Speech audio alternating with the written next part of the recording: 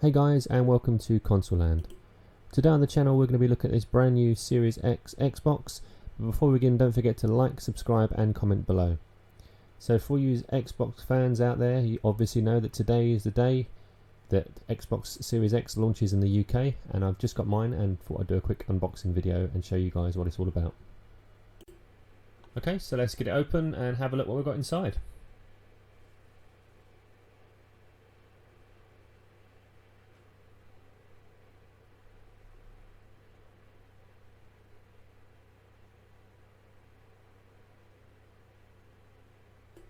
So that's the seals open. Let's flip it open and have a look inside. So presentation wise, it's really well presented. Comes in a really sturdy box, well packed, which is good because my box was pretty battered by the couriers.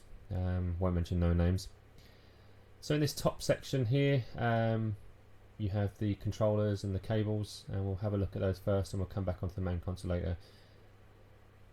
Standard plug, same as the Xbox Series, Xbox One, same style connector. And then onto the controller, and I'm going to come into the controller in a little bit more detail later, so I'll just leave it there for now. And the HDMI cable, probably recommend using the HDMI cable that comes with the Xbox because you know it's going to be the right spec of cable to use.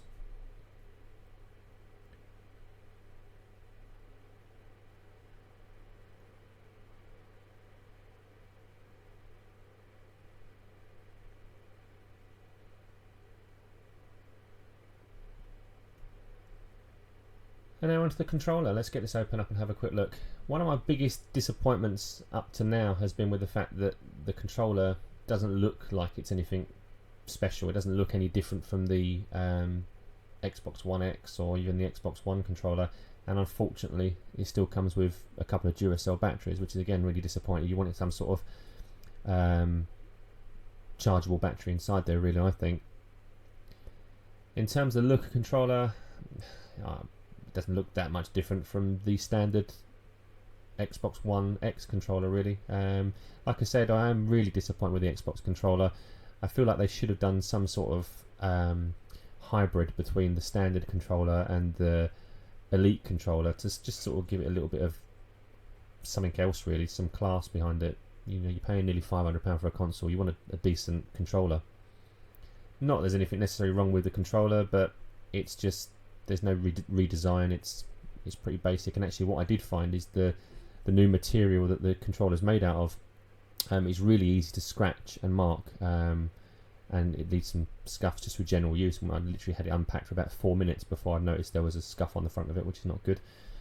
But anyway, onto the main console, and this is where a lot of the controversy lies with the design of this one. I don't think it's too bad.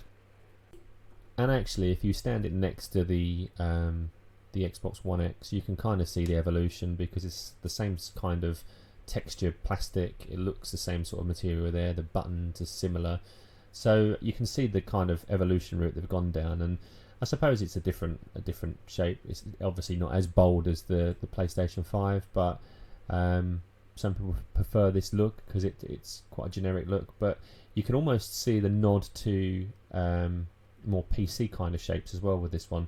It's almost like a little mini tower that you'd expect to see. So the actual unit comes wrapped in this black protective sleeve, again, which is great because it stops it from getting knocked about in transport, which is good.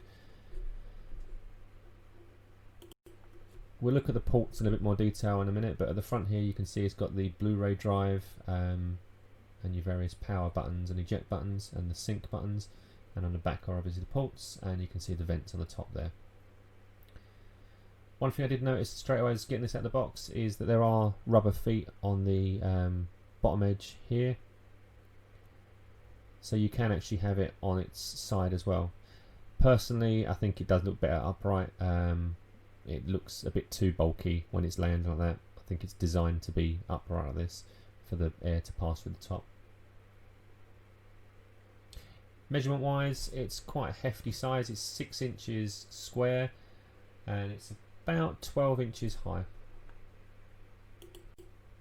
So it's a fairly decent size, but nowhere near as much as the nearly 16 inches that the PlayStation comes in at.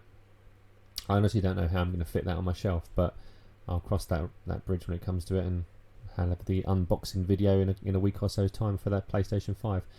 Nice little design thing on the bottom here, a little print of Hello from Seattle underneath it, nodding to the Microsoft HQ. The base looks like it's attached to the bottom here, so that's not coming off. That looks like it's part of the actual build of the console, which is a bit clunky when you have it on its side, the sort of base sticking out. One of the first things I noticed on the back of the console was the Kensington lock option there, which was good, so you can actually lock it down if you're using it in a public area. Then you've got your super speed USB ports. Then you've got also here an expandable SSD slot, so you can put your Microsoft SSD cards in there. You've got your HDMI, your power, and your Ethernet connection at the top there as well. Also optic connection on the back here for your audio. One thing I did notice on the back here is that there's no HDMI in, so unlike on the previous consoles where you could run your TV through your Xbox, that function now looks like it's been dropped. So that's it, that's our console unboxing. Let's have a quick look what it looks like on the first time boot up. So I had to speed this process up because it actually took forever to boot for the first time. A good sort of 3-4 minutes, which I know doesn't sound a huge amount of time, but when you're dealing with a new console, I wasn't expecting it to take this long. So once you've actually got the console to boot for the first time, you're presented with a setup screen. Quite good actually. You can do most of the setup, if not all the setup, from your phone using the Xbox app. So get your phone out, go onto the Xbox app. If you haven't already got it, download it, and the first thing it pops up and says is, do you want to set up a new console? You say yes, and it asks you to enter the code that's on the screen at the moment into your mobile phone or your tablet or whatever you're using. So once your phone and your Xbox are connected to each other, you can then begin the process of setting up the console, and it allows you to go through various different options, and like I said, it's all done on your phone, which is quite handy. The one thing I will say about this process is it's very Microsofty. It works well, however it's very boring. You're sitting here looking at an update screen for I mean this is double speed at the moment. You're sitting here looking at this for a good sort of 4 minutes or so, even longer than that, and it is just boring.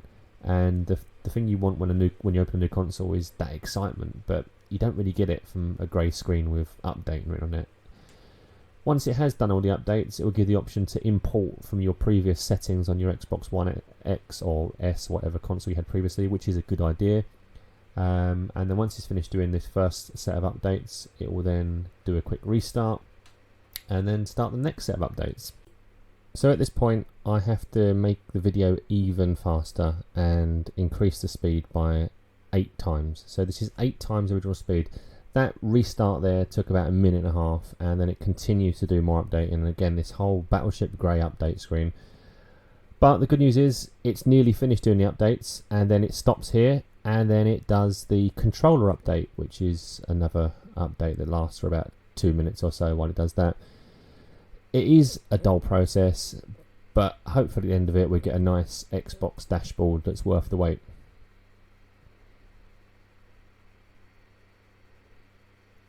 And we're nearly there, just a couple of seconds more. And there you go. Get the option to the Game Pass, which I've gracefully declined. Let's go, we're done. Take me home, click on that button.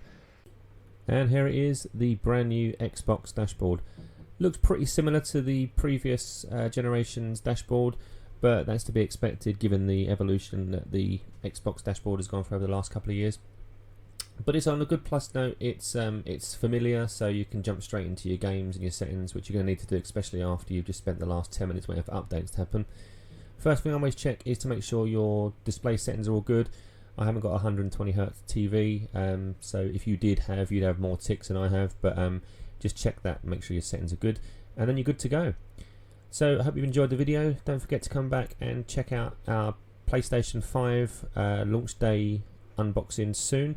But for now, please don't forget to like, subscribe and comment below, and I'll see you soon on Console Land.